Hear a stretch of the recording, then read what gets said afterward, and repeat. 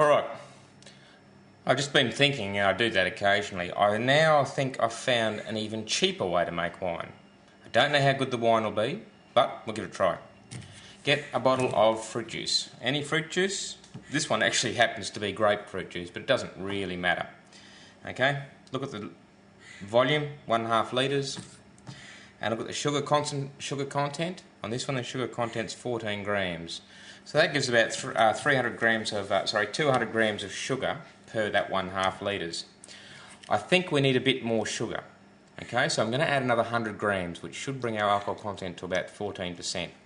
So, 100 grams of sugar. Get your juice. Spill it everywhere. And just dissolve that, stir it in, then pour it back into the bottle. Okay, so I'll do all that and be back with you in 2 secs. Okay, now I've dissolved the sugar and poured it into there. As you can see, I've spilled a fair bit. One thing to note, which I forgot, is that when you dissolve sugar in there, it will increase the volume. So you'll end up with some extra, hence the spilt stuff. Now, the beauty about doing it this way is that you don't need to sterilise anything, because that comes sealed or sterilised. You're pretty much right. So just get some wine yeast.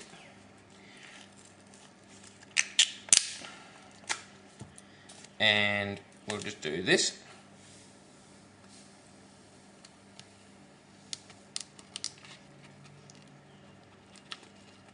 Okay, so the yeast is on top. And put the lid back on. But don't put the lid on tight, okay? You don't want it tight. Put it on loose. Now, last time we used a balloon with a hole in it to vent the air out as an airlock. This time, we're just going to put the lid on loose. That's it.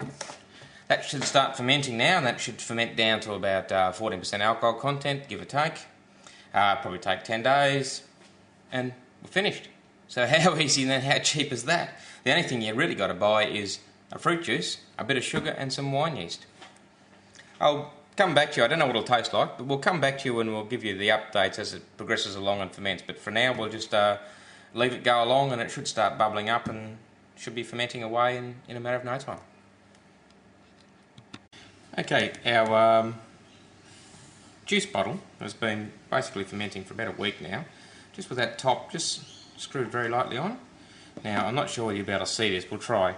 But in there, she's a bit gungy. That's just a bubble up from the top, a bit of dried yeast cells and the like. As you can see now, it's basically stopped fermenting. I reckon if I test this with a hydrometer, it'll just about be dry. And you can also see, I don't know, it might be a bit hard, there's a fine layer of sediment in the bottom. That sediment is the dead yeast. What we'll do now is rack it out, so we'll drain that off very carefully. You could siphon it, or I'll just pour it very carefully off into a jug. Give this a rinse out, and then pour it back into this here. Alright, sterilised bowl, okay? So what I'm going to do is very, very carefully, so we're at the start, it matters at the end, is pour my fermented grape juice into there. Now you've got to be careful here because you don't want any sediment. Be as careful as we can not to get any sediment off the bottom. And then we'll give this bottle a wash, then we'll put it back in here to sit, and then we'll set it in here to clear, so you can see now it's quite cloudy. You can see by the colour of that wine it's not very clear. That's because there's still quite a bit of dead yeast cells in there, but there's no more bubbling. So if we pour this out and let it sit, probably for quite a while, probably for a month, it'll slowly clear. Then all you do is just pour it off again, drain the sediment out, give it a wash out, then put it back in this bottle. That's enough. There you go, look at that sludge. All dead yeast.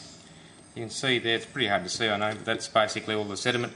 And what I'll do is I'll just give this a really good rinse out, get as much of that out as I can. And I'll tip this back in there, put the lid on lightly, let it sit for a while. Okay, had a good wash, nice and clean, as you can see. You probably don't actually need to sterilise that if you give it a good wash, if it hasn't been too dirty. And we're going to tip this back in. And if you're wondering, the taste test.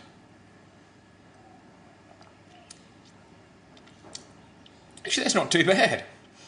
That's not too bad at all.